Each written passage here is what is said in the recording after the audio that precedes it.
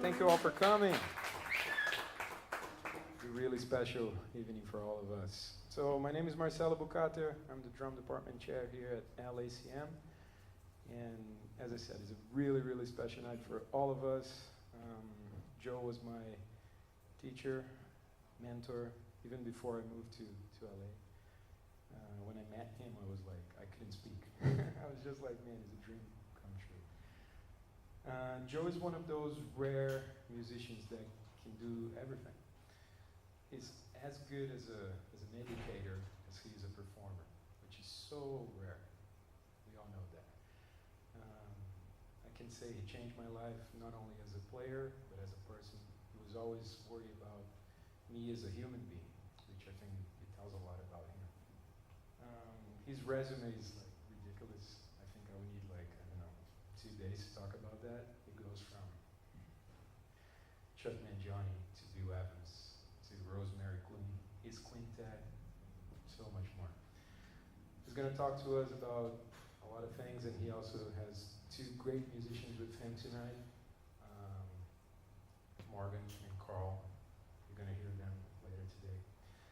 Morgan is also like the piano head department here, or keyboard head department, which is great. So without further ado, please give it up to the amazing, legendary Joe LaBarbera.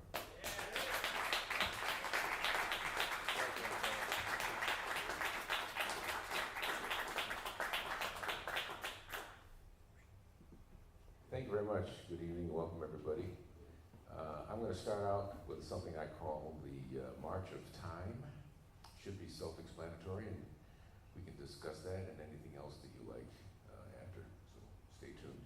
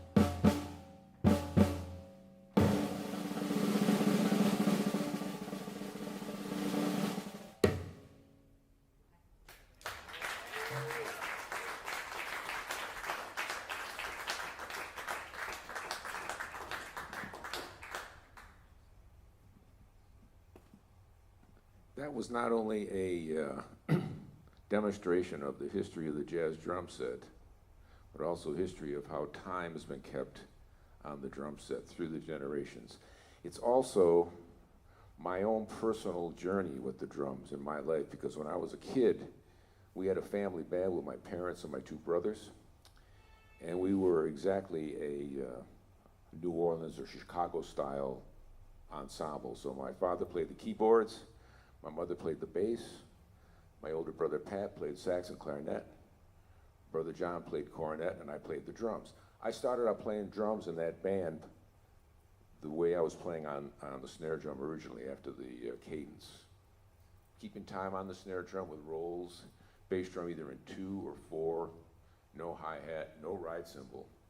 Gradually my father was able to get more equipment, got a hi-hat pedal, that changed things up. Got me a little cymbal, that changed things up. And then as time went on, I started to hear music from other generations. We were playing tunes by Fletcher Henderson, Tommy Dorsey, Count Basie, Woody Herman, you know, all of the swing era bands had these arrangements that could be condensed into these smaller groups, and that's the music I grew up on. So that was a benefit for me to know how the drums were played in the older generations, and then in the current generation, and then as time went on, and in the future generations. The other benefit for me was that I was learning tunes. I was learning standard tunes, tunes of the day, tunes from 30 years before I was even born. But I started to get into my head what song form was all about, and for me that was a key to being able to play music with the drums. So I got a question for all of you, and I'm happy to take questions from anybody out there. What's the most important thing that we do as drummers?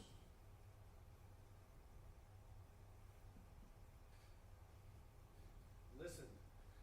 Boom, right there. That's exactly right. Listen. The reason it's so important is because we have to figure out, how do we take all of the technique and all of the language and all of the information that we're learning on the drum set and apply it in a musical situation. And I don't know how you listen to music, but when I started listening to music as a kid, I was fascinated by how the pieces all fit together. So I would listen to a record a few times through, just listening, of course, to the drums. But then I would listen to the soloist. Then I would listen to whatever the harmonic instrument was, guitar or piano, how they're comping, and the bass player, and started to realize how these pieces all fit together. And this informed my drumming every step of the way, because while I do have technique, I don't use it all the time. I have more technique than I would probably display at any given moment, but it isn't, I only use it when it's needed. So it's not like I worked on something and I'm gonna take it to the gig that night, and no matter what happens, I'm gonna play that thing. I have to use it judiciously. So that's something I just want to throw out there for starters. Now, my path to music after the family band, I went to Berklee College, and after Berklee College, I went out to Las Vegas with a singer named Frankie Randall, and we played a month at the Sands Hotel with the Buddy Rich Band. I got to know Buddy, got to play with his band night after night. From there, it was 2 years with Uncle Sam in an Army band. Then it was Woody Herman's band, Chuck Mangione, New York City for 3 or 4 years, just freelancing with everybody you can imagine. John Schofield, Records, Jim Hall, on and on. The things that are available to you when you're accepted into that community. Then, of course, the opportunity arose to join Bill Evans' trio, and that was monumental for me and will always be special. But there's a lot of similarities in terms of how I approached all of those gigs, including Bill Evans' trio.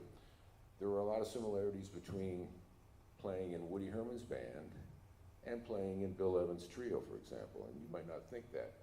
But the routine or the system is pretty much the same. You know, you have a melody, arrangements, you have certain hits that have to be made, there are certain dynamics that have to be respected, certain places where you have to reinforce a little bit more. So with a big band, of course, it's exaggerated with a larger ensemble, but in a trio, it's the same thing. So that listening, for me, was the same with the trio as it was with Woody's band. I had to make sure that I was connected to everybody on that stage. After Bill Evans, I spent 11 years with Tony Bennett. That was an experience. Then after Tony, I came out here, and two things happened. I started touring in Europe again with some of my New York buddies, and I was asked to join the faculty at Cal Arts in Valencia, which is where I met my friend Aaron Sarfati over there, and where Marcelo also happened to come through my studio. And then one thing after another, I worked with all of the musicians from previous generation in Los Angeles, like Bud Shank and Lou Levy and Conti Condoli and Bill Perkins and on and on. So that was a benefit for me to be able to span all those generations, and I think it's because of my upbringing with the music, because I understood those earlier styles. So for me to play with someone that was maybe more steeped in something from a previous generation wasn't a stretch. I knew what it sounded like, I knew what they needed. And preparation is key when you're joining a band. Preparation is key when you're presenting yourself to the world at large as a musician seeking work. You need to know that you're prepared for what it is that you're going after. So with all of that list of credits and all those different bands that I've played with, if anyone has any questions in particular about any of that, I'm happy to answer that as well, and also anything about drums as well. So, yes? It's nice to hear you. Thanks, first of all, for being here and doing this. It's nice to hear you reflect on the past and, like, you know, having that history with your family and so forth, to understand with the history, you go through the history and know what the older approaches would be and that you can deliver. How did you move, you know, towards the future? I mean, playing with Bill Evans probably is that, but, like, where did you get your, you know, that direction kind of playing? You see what I mean? Well, like most young enthusiasts, you know, by the time I was 15 or 16, I mean, I had my ears to the ground, so I knew what was going on in my generation. So when I was 16 years old, then Miles Davis's quintet with Tony Williams and Ron Carter and Wayne and Herbie was the band that was bringing it. But also John Coltrane's quartet with Elvin Jones, McCoy Tyner, and Jimmy Garrison. And also at the same time, Art Blakey and the Jazz Messengers. There were so many bands out there, but Tony Williams turned my head for sure, and so I started to tune into that. And that was my model for a number of years. So I've always tried to stay current. It's harder these days because there's so much young talent that's coming along that's so good, and it's hard to keep track of all the product. When I was teaching, my students would bring in recordings and say, you gotta check this person out. Now, I have to find somebody out on social media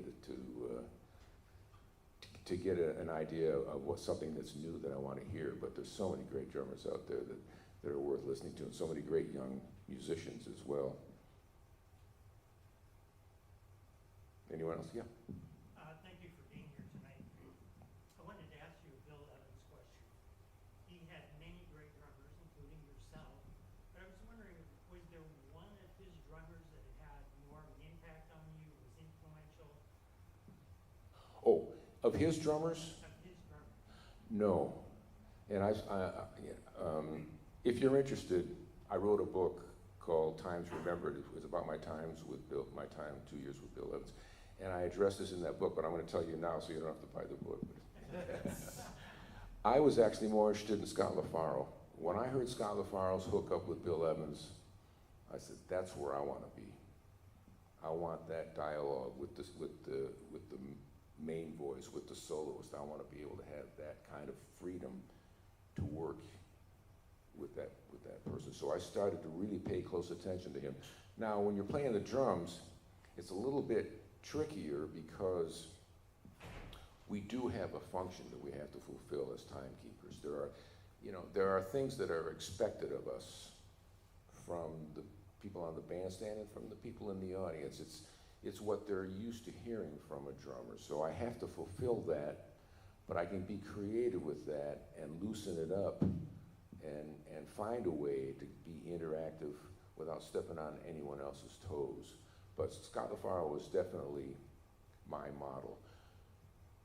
In terms of drummers in general, I probably should have mentioned this because my first big influence was Papa Joe Jones with Lester Young.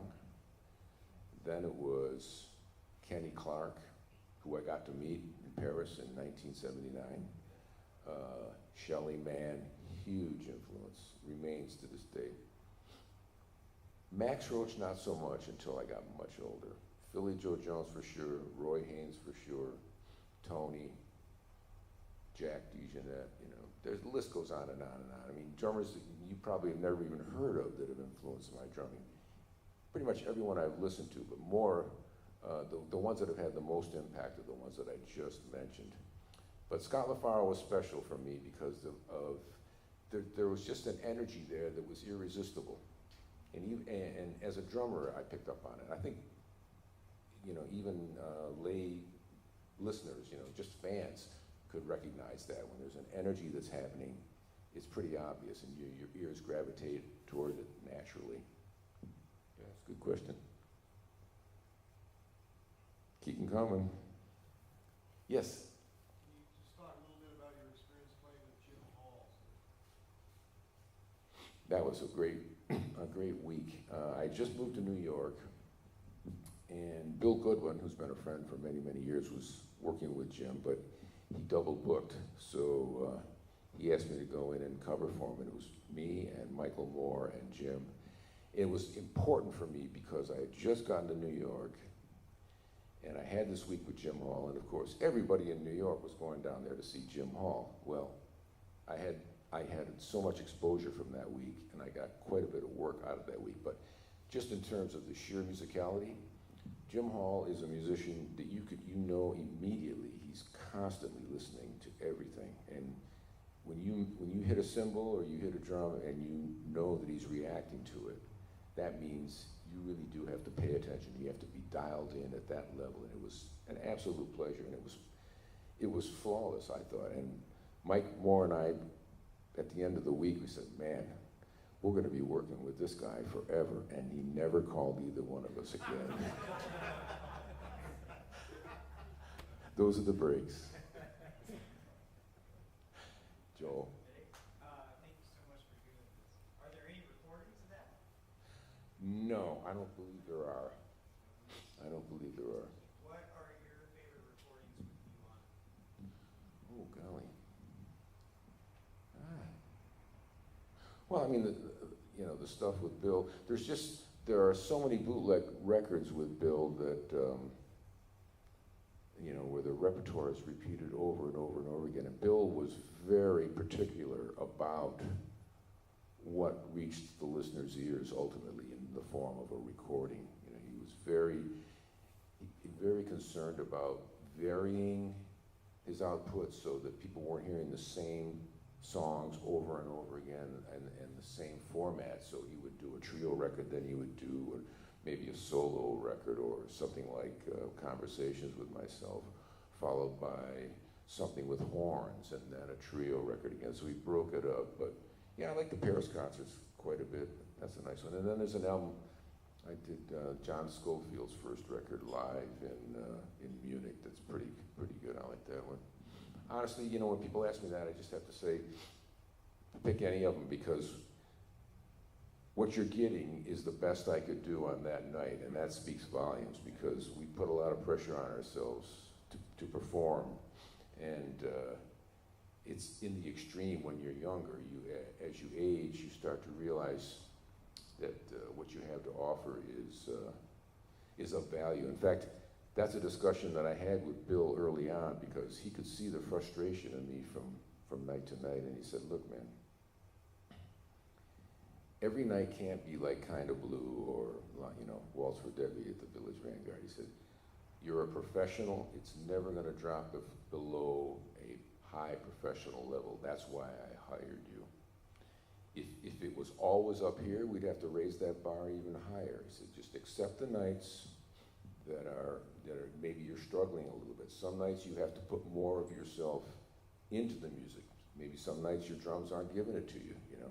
Sometimes you have to work a little bit harder, but it's still going to be a good performance. And then those nights that stand out, you know, the ones where everything really clicks, the special nights, then you can enjoy those, but you can't possibly realistically expect those to happen night after night after night. And so he gave me that advice when I was 32 years old, and I eventually, probably by the time I turned 40, was actually able to put it to use, but it was good advice.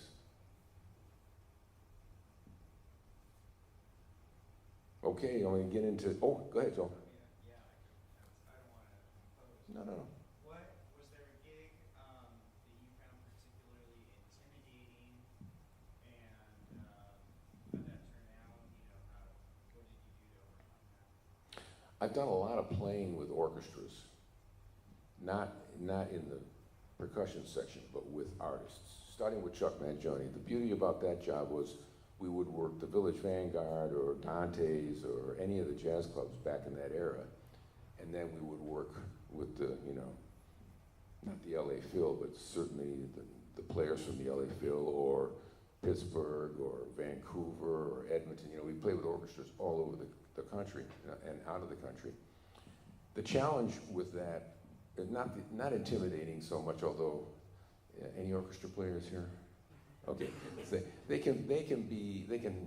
some of them can cop an attitude that maybe doesn't, when they see something like this on their stage, they start to panic, right? And I used to really not like having a wall of plexiglass built around me because it affects the sound that I'm hearing, but that's another story. But those situations were difficult because what you're trying to do is move something that is so large and get it to lock into a tempo that they're not used to locking into, right? You know, the orchestras, when the conductor does this, then you hear the note, right? So that was something that threw me for a long time. All right, I'm gonna have to get into like nerd drum. Oh, If I could be a music critic for a moment, I would say that if you listen to the Bill Evans albums where you played solos on artists, there's more than 2 solos, but those are some of the finest drum solos of that genre playing with a trio. oh, And you should be proud of those. well, man, thank you, because honestly, my view of that was completely the opposite. And this just goes to show you how we beat up on ourselves.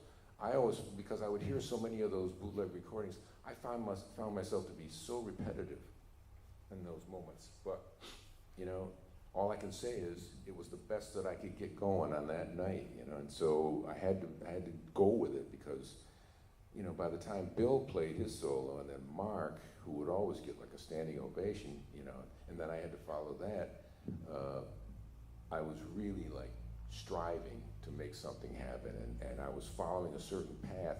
And I think you'll find this with any artist. If you can extract their work from a certain period, you're going to find that there's certain ideas, certain information that they were working with at that time that is coming through their solos over and over again. But I thank you for that compliment because yeah, it means a lot.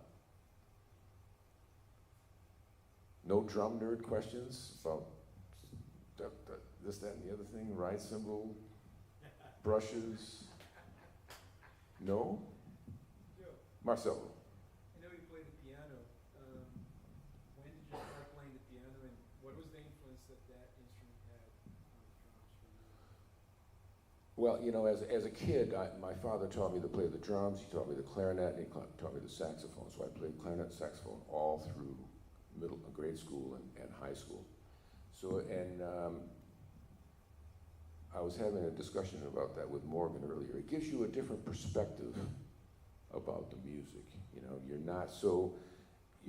it's not such a mystery to know what that person standing in front of you that you're accompanying is thinking about, or what that person is hoping for from you. And in terms of support, because you're there to help that person sound as good as they possibly can. That has always been my number one goal with the drums. Make that soloist sound as good as he or she can possibly sound. So it really is helpful. With the piano, it was really more of something that just I wanted to explore. I wanted to be able to make up music, and I wanted to be able to harmonize for myself. You know, and I don't play the piano in any measurable way, but it has helped me with composition over the years. And today, I think most of the drummers coming out of schools are probably pretty well versed in piano, but it's helpful to know another instrument. You know, I taught jazz history for years at Cal Arts, and one of the things I would always point out was that the smart players and a lot of the innovators actually in jazz modeled themselves after someone on another instrument. And you can go all the way back to Louis Armstrong, because Earl Father Hines, who was credited with creating the single line horn style solo, which all pianists now today use, he was modeling himself after Louis Armstrong's ideas. And then you go a little further down the line and you find Ben Webster, who modeled himself after Johnny Hodges, who played the alto. Freddie Hubbard used to hang out with Wayne Shorter and John Coltrane and practice, which is why you hear those crazy intervals on the trumpet, which are extremely difficult to execute. From Freddie, he was hearing that. Johnny Griffin, like guitar players. It goes on and on and on. So if you find someone, and for me, it's Scott LaFaro, for example, not that I was imitating anything that he was actually playing on the bass, but it was his approach that had fascinated me. And it was that approach that helped me to find a way into the music that was maybe a little bit different from some of Bill's other drummers. You were talking with the Bill Evans trio. What aspect of your playing? Can you speak up just a little bit more? Your time with the Bill Evans trio, what were you playing the most? Hold on a second. I may have to come forward because I'm not hearing you. One more time. For your time with the Bill Evans trio, what aspect of your playing has you the most? Oh, so from that time or since?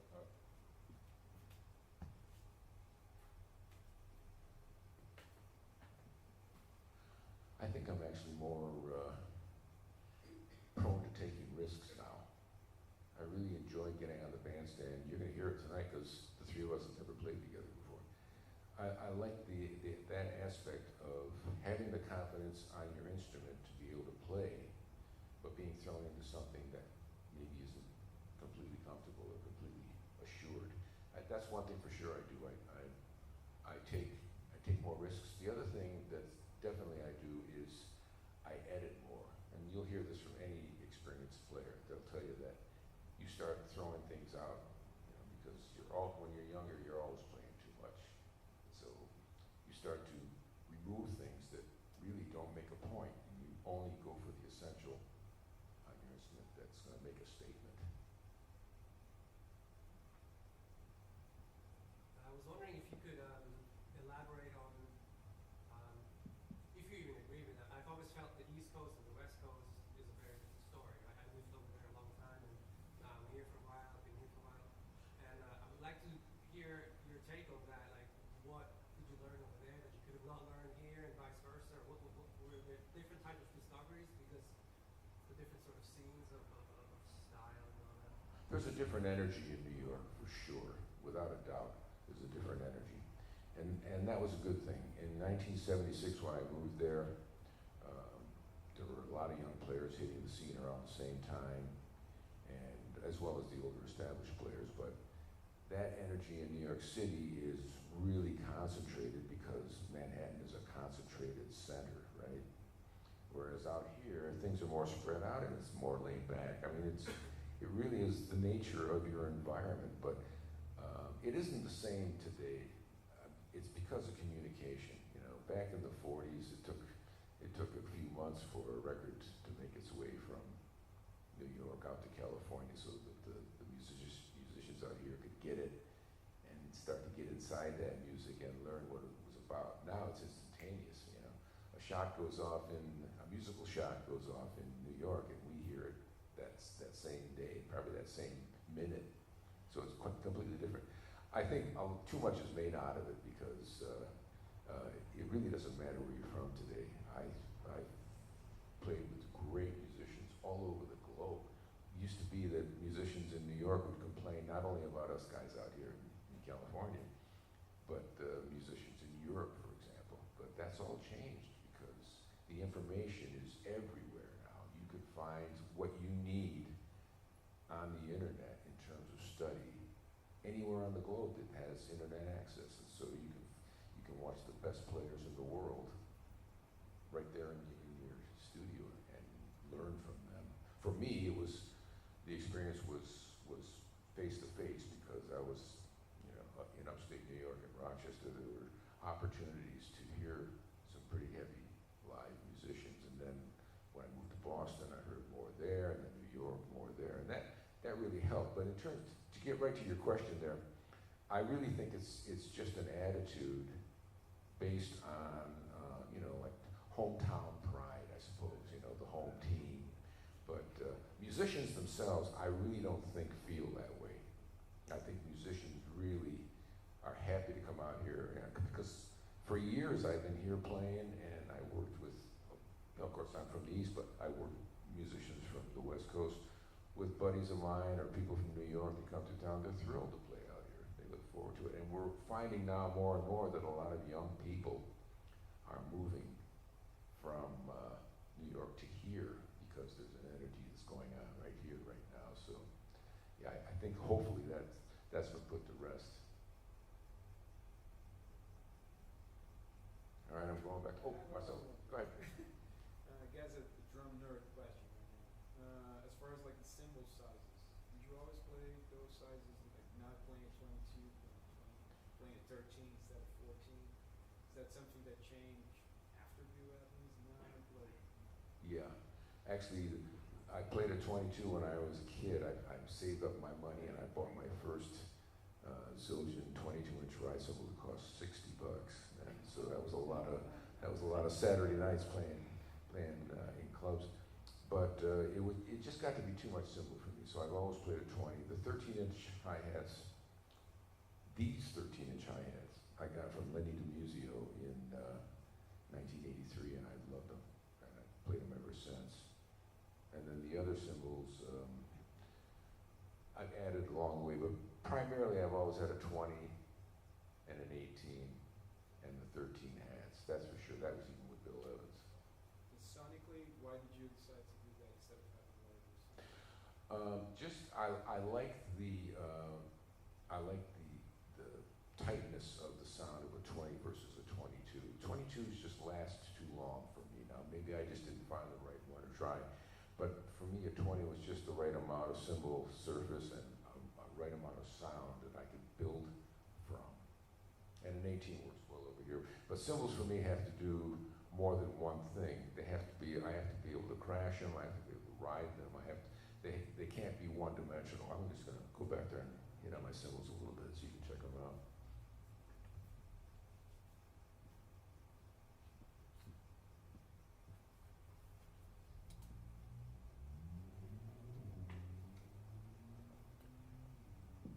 So my main ride cymbal is a 20-inch K from Istanbul that I picked up in sometime in the 80s. It's probably a 1960 cymbal.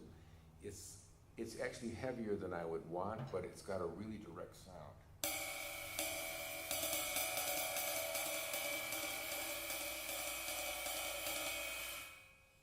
And it doesn't build up tremendously. This 18 over here, the 18 on this side is about the same weight. Nice direct sound.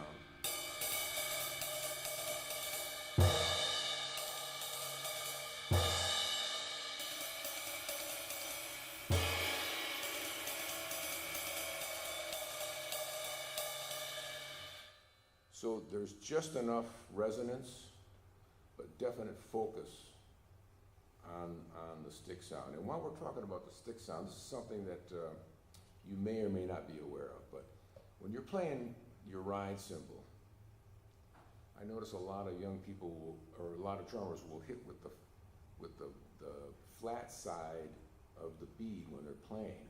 I want you to hear the difference between these two cymbal sounds.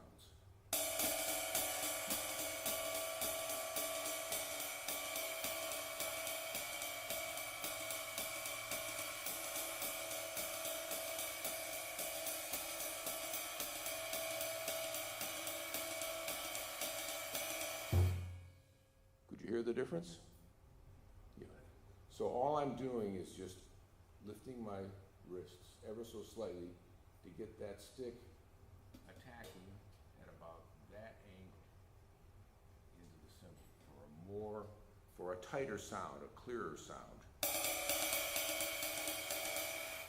You don't have to move your arm, just a little bit of a wrist adjustment. That's one thing. And in terms of the rest of the cymbals, you know, Lenny DiMuzio gave me my first, back then it was called a Pang cymbal, but it was a Chinese style cymbal when I was with Woody's band. And I've always used one. This one, of course, is newer, but I love the sound of this. And even in a small band, even a trio, I'll use this. It's another voice. When in my own particular band, I've got 2 horns, piano, bass, and drums. By the time the tenor and trumpet have soloed, and it's time for the piano, I've got to have another change of sound. So this will come in handy for that.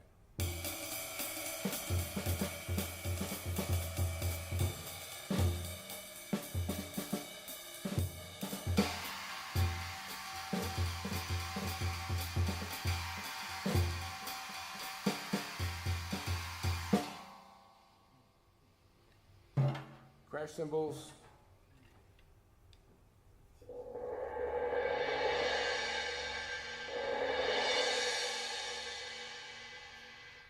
That's a hybrid 17. I've discovered through talking to people like Arone, for example, about the odd size cymbals. Some of those odd size cymbals actually have great sounds, and there's more of them because nobody seems to want them. So that's kind of why I picked that size. But it also, as I've played it, I've gotten used to that much sound and that much attack. So I've kind of gotten used to a 17 as opposed to a 16, which I used to use. And these hats over here are the 13s that Lenny gave me. And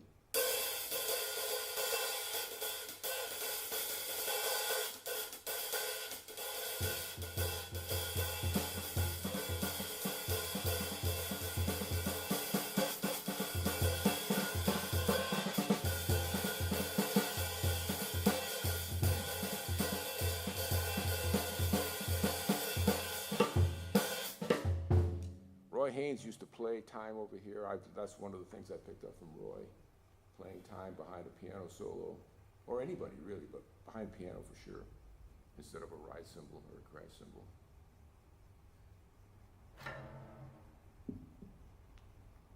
Are we going to continue to drum nerd here? Okay. Let's talk about posture. Drum nerd, Drum nerd, go ahead. talk about your tuning.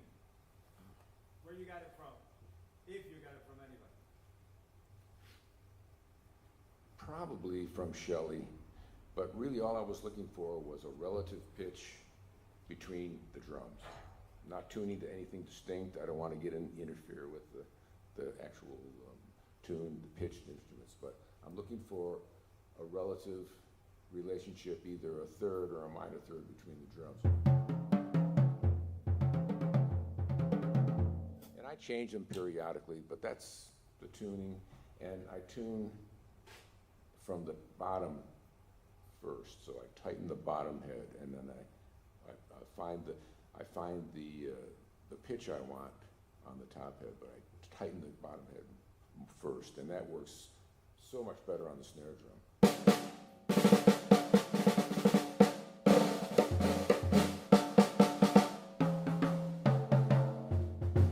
Those are all pitched higher on the bottom than on the top.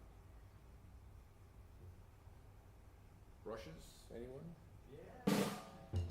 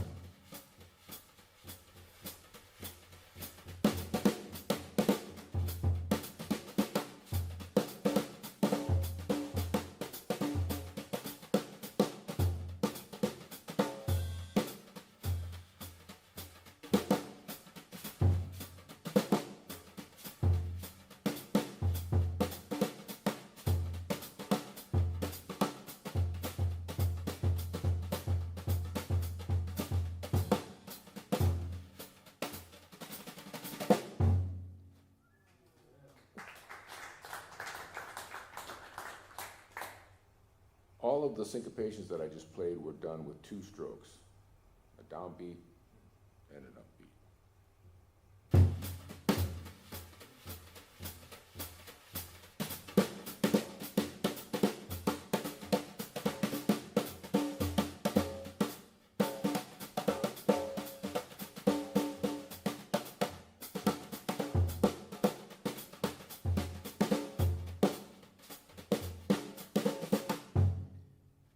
You can take the syncopation book and start on page 30 and play down those pages all the way through to 45, and you're going to come up with more comping ideas than you'll use in a lifetime.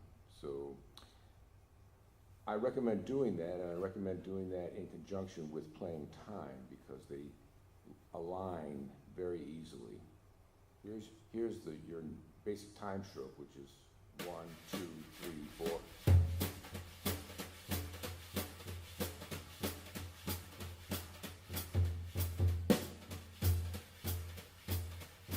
And then your basic syncopating stroke is just 4 downbeats and 4 upbeats.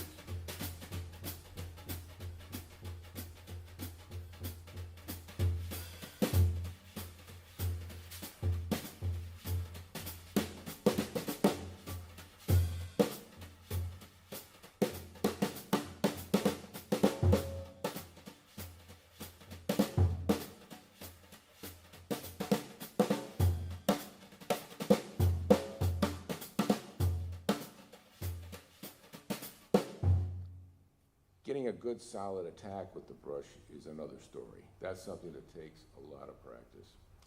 I always tell my students when I was teaching to aim for here, just above where the bristles and the handle meet, and try to get as much of the brush on the head of the drum for your attack.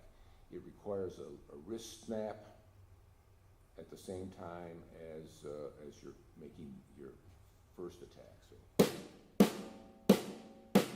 I'm actually pulling the brush away the instant I hit it.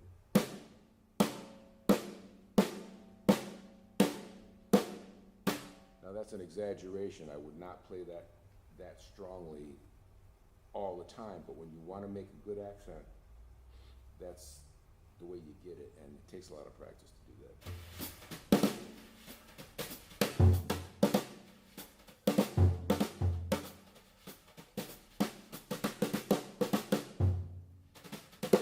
When I was 5 years old, my father sat me down to the drums and with the snare drum with a pair of brushes, and he had me practice a double stroke roll for the afternoon. And it was an eye-opener for me because it was tough, and I was looking for the easiest way out, so I started.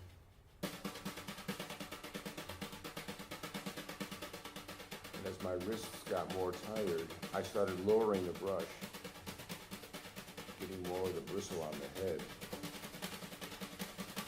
and it got easier.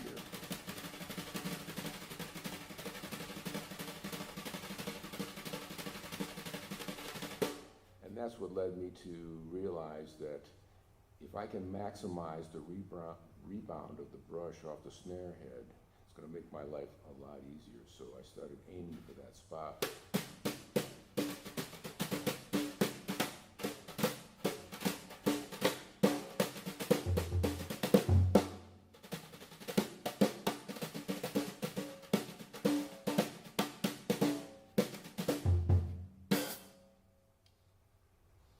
Any brush questions besides what I've covered so far?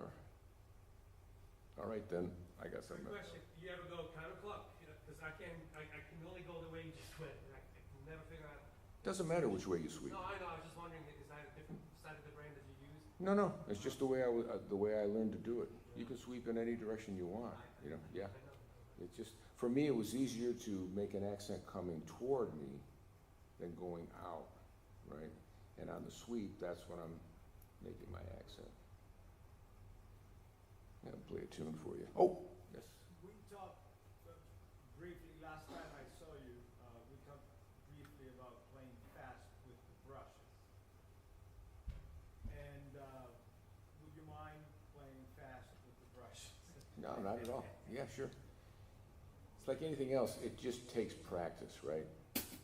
But you also have to stay relaxed. You can't tense up. If you find yourself tensing up, then you just have to stop. Don't go any faster than that. But I use the exact same stroke as I would use at a slower tempo. Although there's a cheat stroke that I'll show you, but it's just a a stress reliever. For the most part, it's the same dotted 8/16 note pattern, quarter note in the right hand, and sweeping on 2 and 4 in the left hand. But by utilizing that maximum rebound approach that I just described, it makes it a lot easier at faster tempos. So.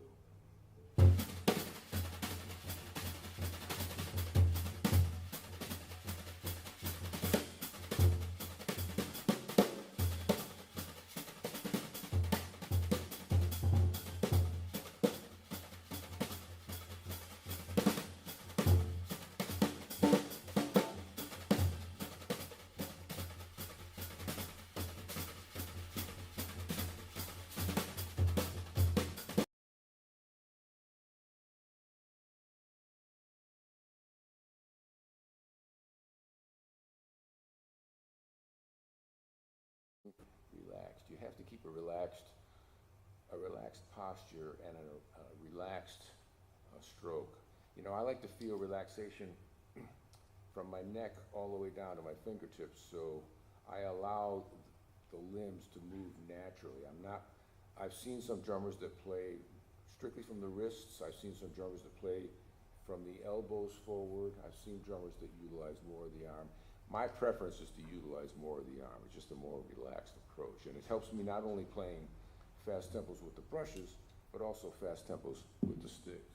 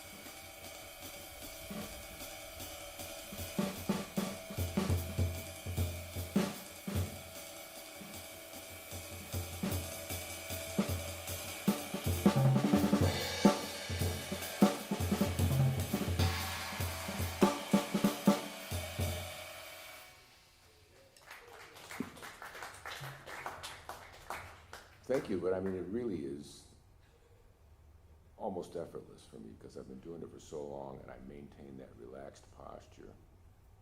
And while we're speaking about posture, you know, as a drum instructor for 28 years at Cal Arts, I've observed my students and had to work a few of them through some injuries that were self-inflicted because of posture.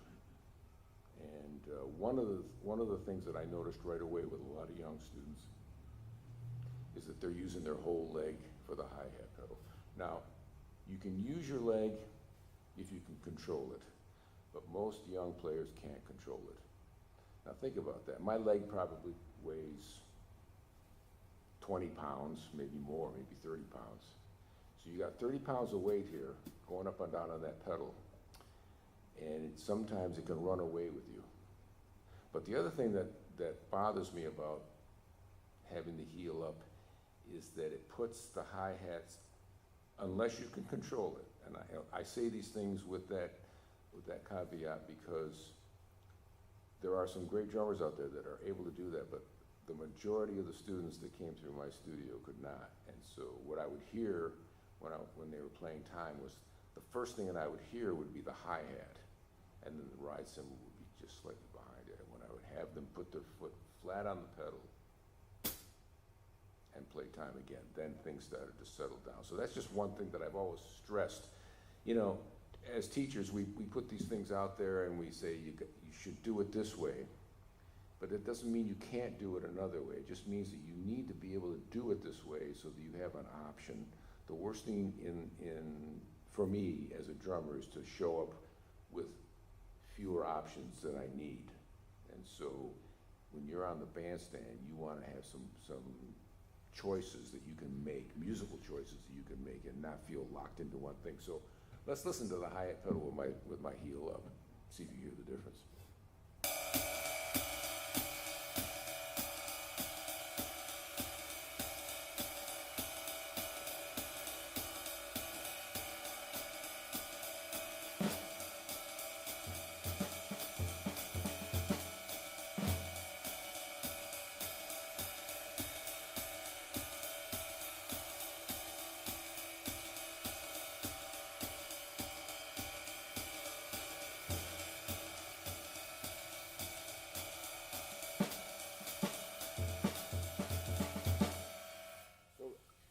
You might be able to get away with it on 2 and 4, but these days we're all practicing a lot of four-way coordinated patterns that put the hi-hat in different places other than 2 and 4. And when you've got your heel up and you're trying to move that whole leg to do a syncopation, it's a lot more challenging.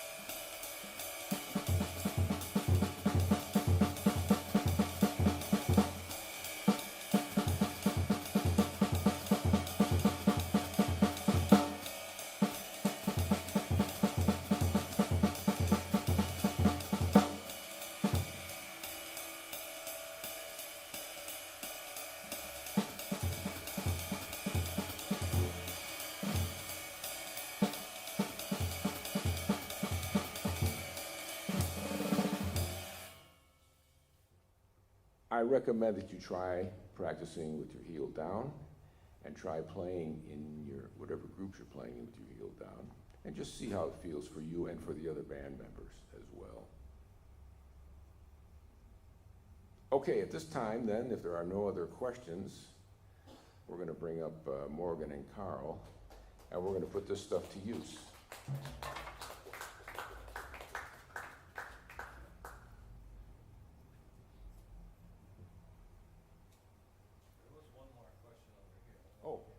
Go ahead. I have a question about the brushing. When you're sweeping in the left hand,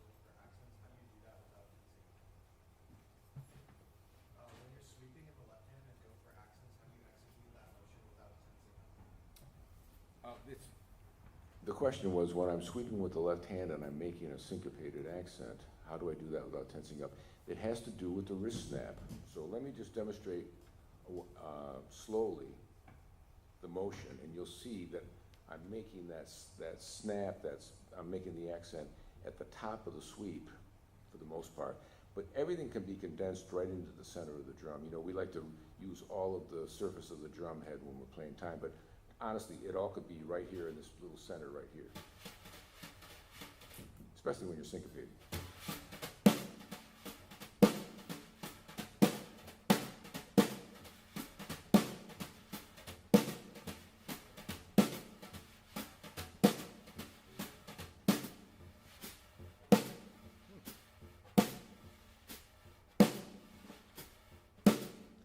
That left-hand sweep took the most effort to learn for most of my students. It was always the most challenging. If you're playing match grip, just stay with the match grip and work on it that way. I don't recommend changing your grip because you don't really need to. It works just as well. But you really have to think about that wrist snap and pulling the brush away.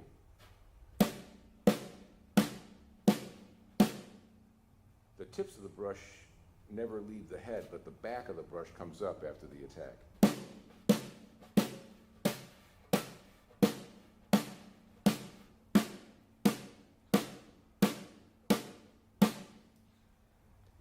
It takes some time, but it's worth it. It's definitely something you want to be able to do with the brushes. So, gentlemen.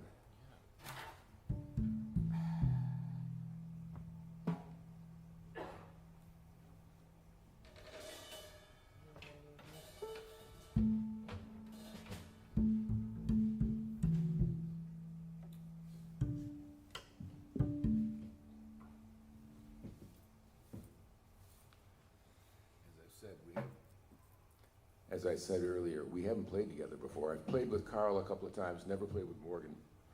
I heard Morgan at an event in West LA and was impressed with his playing, and I was so pleased to find out that he was on the faculty here. It's our first chance to get together to play. So, well, they're gonna do something, let's do Straight Note Chaser. Cool.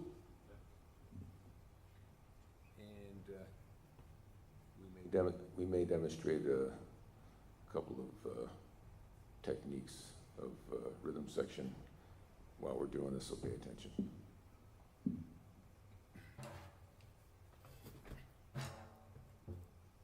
One, two, one, two, three.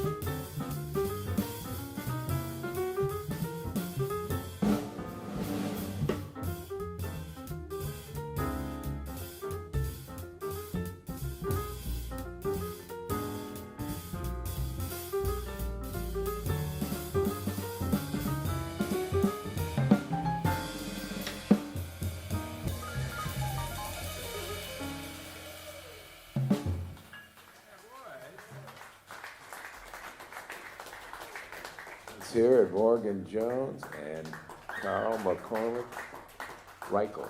McComas-Reichl, excuse me. So you may have noticed when Karl started to blow, I didn't disappear, right? Drums stayed in the picture, but I'm playing super quiet on the ride cymbal. I hate it when drummers just stop playing for the bass solo and leave them out there all by themselves, you know. Bass players are your friend. They're working hard for you, and they want to be accompanied the same way, I'm assuming. Yeah. So there's a time, of course, when I will drop out, for example, if the pianist is going to comp and maybe I'm not needed. In a trio situation, like for example with Bill, he would deliberately lay out on the bass solos because he was trying to take his voice out of the picture temporarily. And that's something that you learn to do with experience. If you noticed, I dropped out for Morgan's first course, but you know, maybe I was proving a point. You know, it might have been too soon to do that, but I just wanted to show you that this is something that is very effective when one voice lays out. We used to call that strolling back in the old days, but it's just laying out. When that voice comes back in, it elevates the music to even a higher level. So that's just a device that can be used when you're working together. You just can't do it with new people because they might freak out if they're not expecting it coming. But when you're with a group where you have played together for a while and you're comfortable with each other, you can start to do these things. And then Karl and I did some stop time behind Morgan's solo at a certain point. These are time-tested techniques that jazz players have been using for years. You know, stop time, double time, laying out, just things that can add another dimension to the music instead of just the rhythm section becoming wallpaper for a tune for the entire performance. Playing ballads, especially for drummers, is a challenge because first of all, it's slow, and you're working with brushes, and you sonically have lost, I would say, 50% of your range. So you really have to work at creating something that's interesting without locking the soloist into something predictable. And so let's see how we do on, what do we say we're gonna play? Oh yeah, Thelonious Monk again, Ask Me Now. You set it up.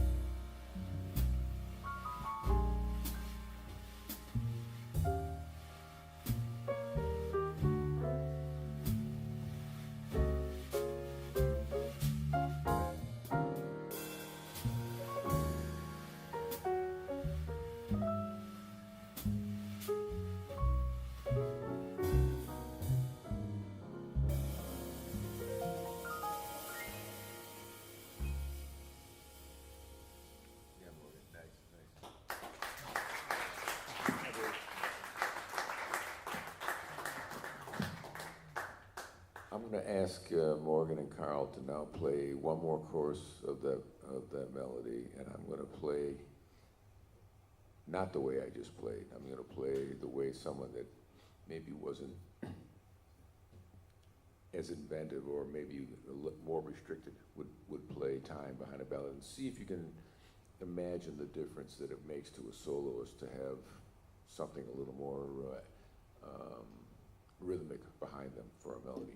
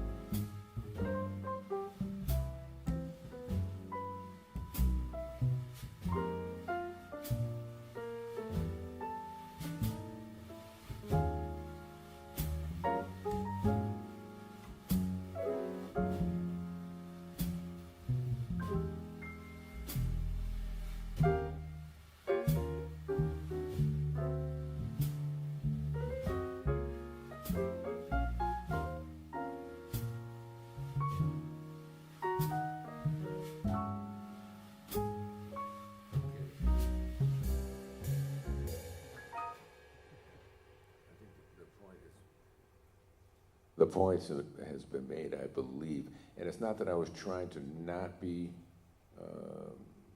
a member of the trio, that I wasn't trying to help them out.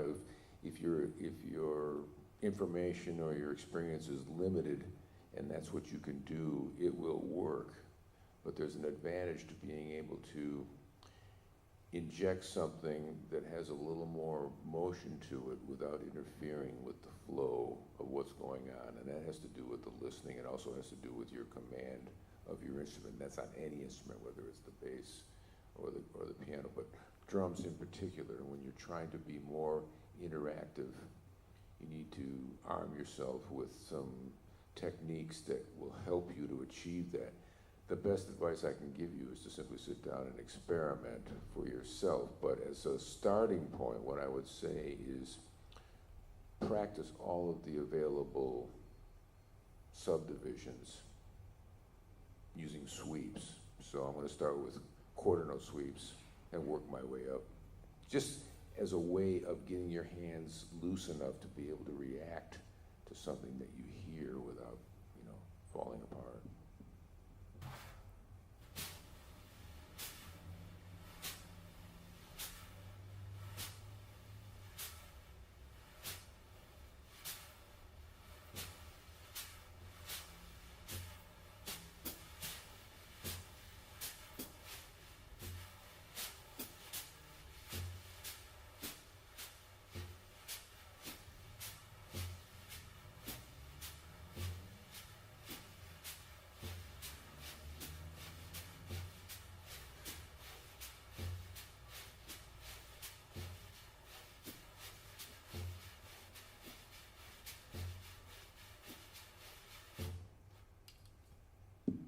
Once you've practiced those, you can start using them in combinations or in just short bursts, rhythmic bursts. When you hear something played that you want to either accompany or answer, it's something I would recommend for ballads rather than just getting locked into a pattern that might not be as inspiring. Beautiful playing, guys, by the way. So it should be evident to you that we're all listening up here, because what I'm feeling is really a connection with these two musicians, and it's pretty easy for me. They're making my life easy up here, so thank you for that. Any questions from anybody about playing with a band, issues that you're having maybe in your own particular group? things that have come up that maybe you weren't able to deal with, or is everybody out there a bad mofo? Okay, I have a question. hold on. And this is coming from a bad mofo, I always want you to know. I've seen you play with many different bass players.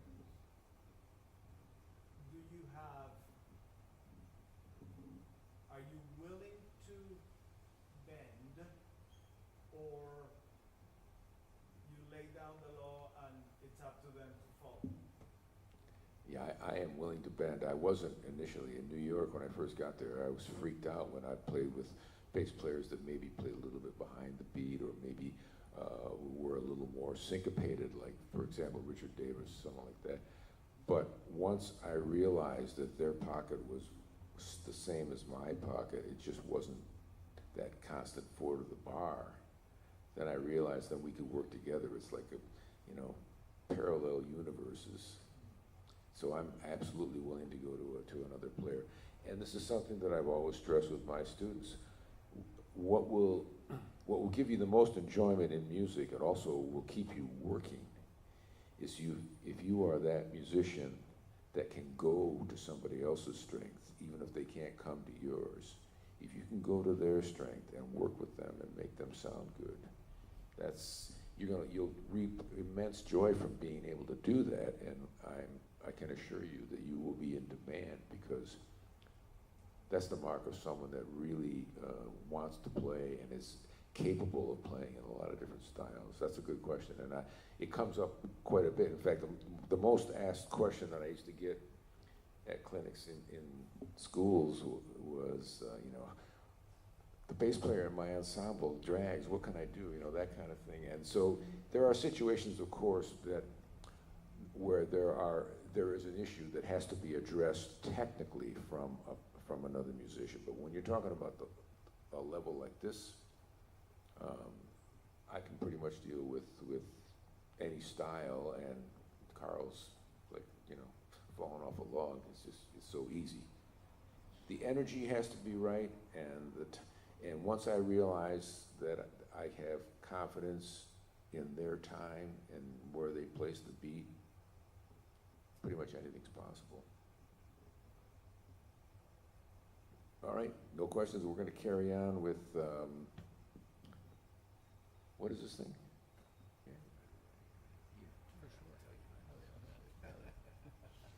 Oh, wait a minute. Talk amongst yourselves for a minute.